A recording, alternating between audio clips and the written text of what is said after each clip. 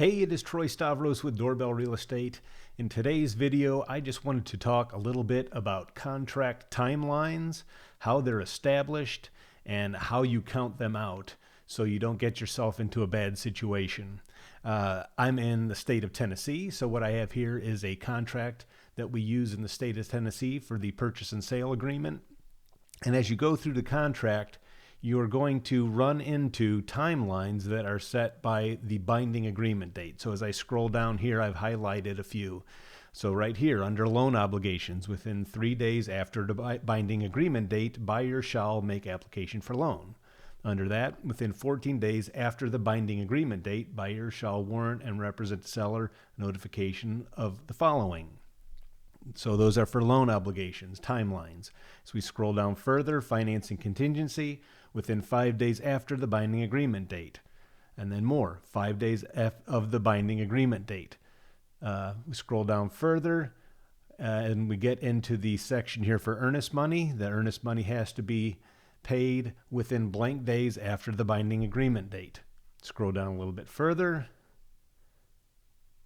and we get into the inspection section, which is very important. Within blank days after the binding agreement date, buyer shall have conducted their inspections. And this is why it's important that you stay within your timelines. In this section, it says, in the event the buyer fails to timely make such inspections and respond within said time frame as described herein, the buyer shall have forfeited any rights provided under this section 7, and in such case shall accept the property in its current condition, normal wear and tear. So if you miss the timeline, you're stuck with whatever the issues are with the house because you can no longer ask for repairs. So super important to stay within your timelines. As we scroll down a little bit further, same here in the resolution period, which is that period of time where you are negotiating between the buyer and seller as to what repairs will get done. And here, seller and buyer shall then have a period of blank days following the receipt of the above stated written list. So, blank days, also talking about timelines. And as we scroll down further, we're going to go into this section here in a little bit. But let's talk about timelines and the binding agreement date. So the binding agreement date is set once an offer is accepted, and the party that accepts and that agent sends it back to the original party.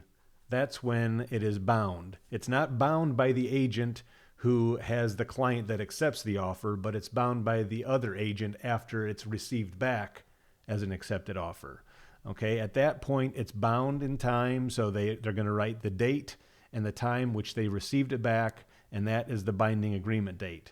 So then going forward in our timelines, how does that work? How is the binding agreement date day one if you're counting out 7 days? No, it's not. So when you're doing days, the binding agreement date is counted as day 0.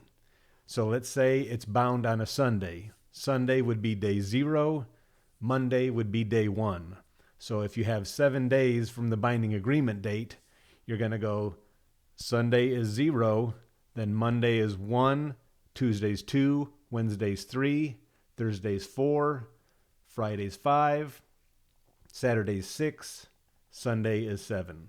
So always start, binding agreement date is day 0, next day is day 1. Now what about weekends and holidays? Well, in some instances, we don't count weekends and holidays. Usually you want to count it as business days, but I'm going to show you where that isn't true.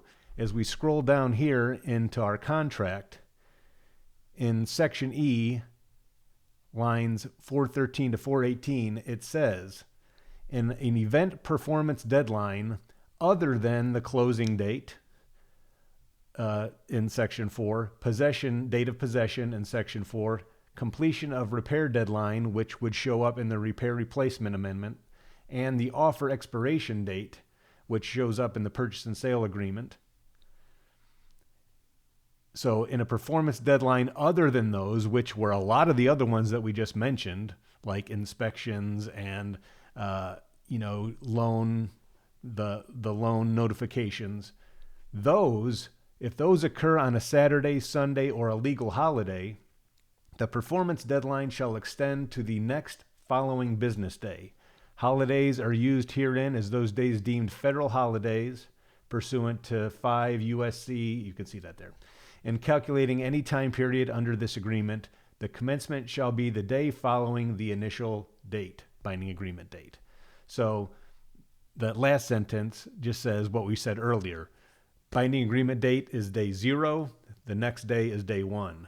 But if it falls under a performance deadline other than these mentioned, closing date, date of possession, completion repair deadline, and offer expiration date, if they fall on a Saturday, Sunday, or legal holiday as the last day of that performance deadline, it rolls over to the next business day. All right, I hope that's helpful. I know it's a point of confusion. It's something that you need to know as an agent and you need to know as a buyer or seller because it's important that you know and follow your timelines. All right, have a great day. If you have any questions, reach out. Hope you're having a good one. We'll talk to you soon.